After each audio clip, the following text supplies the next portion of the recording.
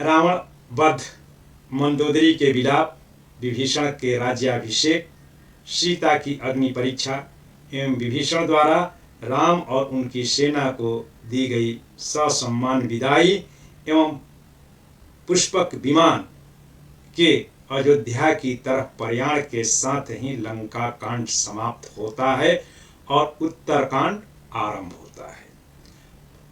पहले के वीडियो में मैं बता चुका हूं कि उत्तरकांड रामचरितमानस का आकार की दृष्टि से तीसरा बड़ा कांड है, जिसमें 210 दोहे हैं और इसकी कथा को भी दो भागों में हम बांट सकते हैं, पूर्वार्ध और उत्तरार्ध। पूर्वार्ध में राम के लौटने और उनके राज्याभिषेक का प्रसंग आता है और उसके बाद उत्तरार्ध में ये भी जान लेना चाहिए कि रामचरितमानस में जो आरंभिक 6 कांड हैं उन सभी कांडों में कोई न कोई प्रश्न उत्पन्न हुआ है। उन सारे प्रश्नों का एक तरह से उत्तरकांड यानी कि जो है बाद वाला कांड, उत्तर का अर्थ एक बाद भी होता है और दूसरा अर्थ उत्तर यानी कि प्रश्न का उत्तर, तो समस्त प्रश्नों का इस उत्तरकांड में उत्तर है। तो उत्तरकांड का आरंभ भरत के विरह से आरंभ होता है।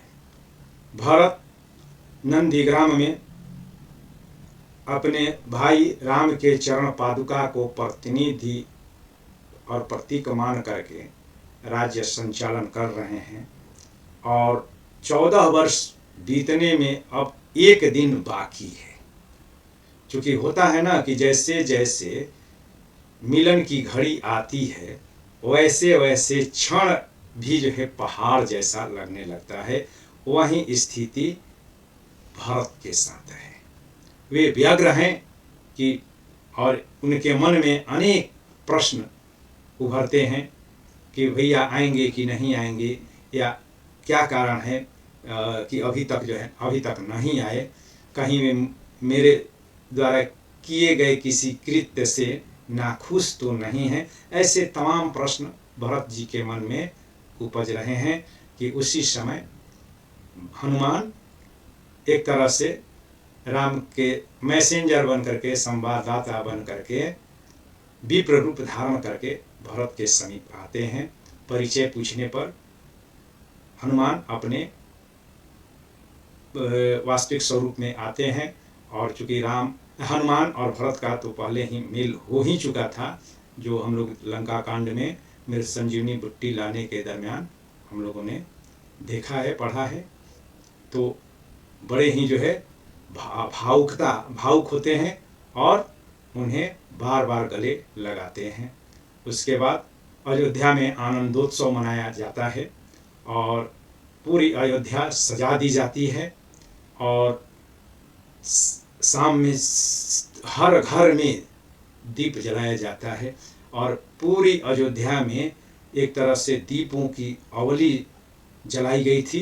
कहने की आवश्यकता नहीं कि उसी दिन को दीपावली आज भी मनाई जाती है। यानी कि राम जब वनवास काट करके अयोध्या में आते हैं तो उस दिन दीपावली दृश्य उपस्थित हुआ था। उसी को स्मरण रखते हुए प्रतिवर्ष दिवाली मनाई जाती है। तो राम अयोध्या में आते हैं और माताओं के साथ, भरत के साथ जो है उनका मधुर मिलन होता है और उसके बाद वशिष्ठ जी आते हैं और वशिष्ठ जी एक तिथि निर्धारित करते हैं, शुभ मुहूर्त, जिसमें कि राम का राज्याभिषेक हो सके। और उस राज्याभिषेक को देखने के लिए ब्रह्मा, शिव, नारद और तमाम देवी देवता पधारे हैं।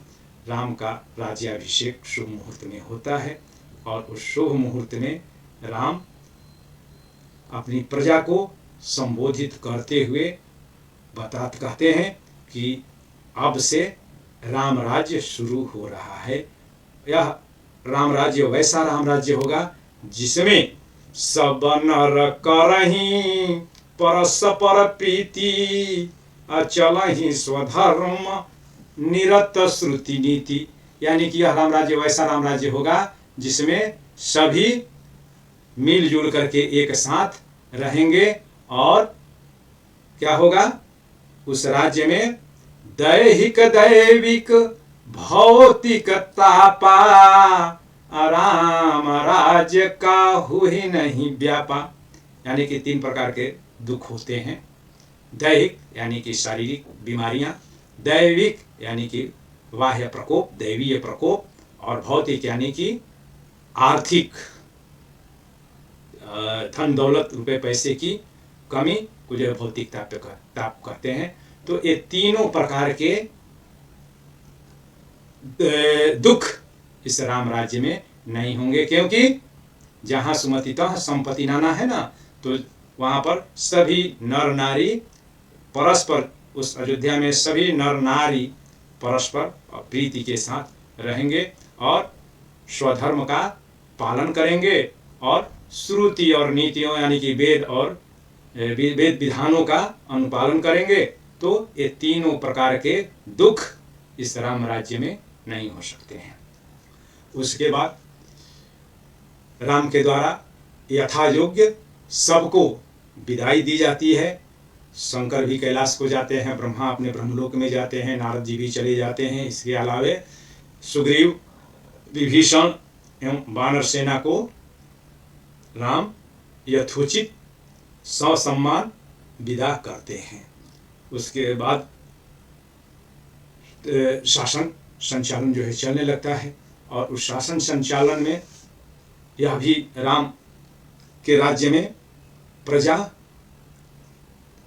को दैहिक दैविक और भौतिक तापों से तो मुक्ति दिलाने का वे आश्वासन देते ही हैं, साथ ही साथ वे प्रजा को यह भी यह अधिकार देते हैं कि अगर मेरे द्वारा कोई नीति विरुद्ध अगर कार्य होता है या नीति विरुद्ध अगर कोई वचन भी निकलता है, तो आप मुझे बरजिएगा, रोकिएगा, टोकिएगा। यानी कि सच्चे अर्थों में राम राज्य में लोकतांत्रिक व्यवस्था राम ने लागू की। जो अनीति कछु भाषो भाई अतौ मोहि बरजहूँ भय बिसराई। यानी कि भय निर्भय होकर के मेरी गलतियों को रोकिएगा। अब यहाँ पर यहीं पर एक तरह से पूर्वार्ध, उत्तरकांड का पूर्वार्ध समाप्त होता है और उसके बाद उत्तरार्ध आता है।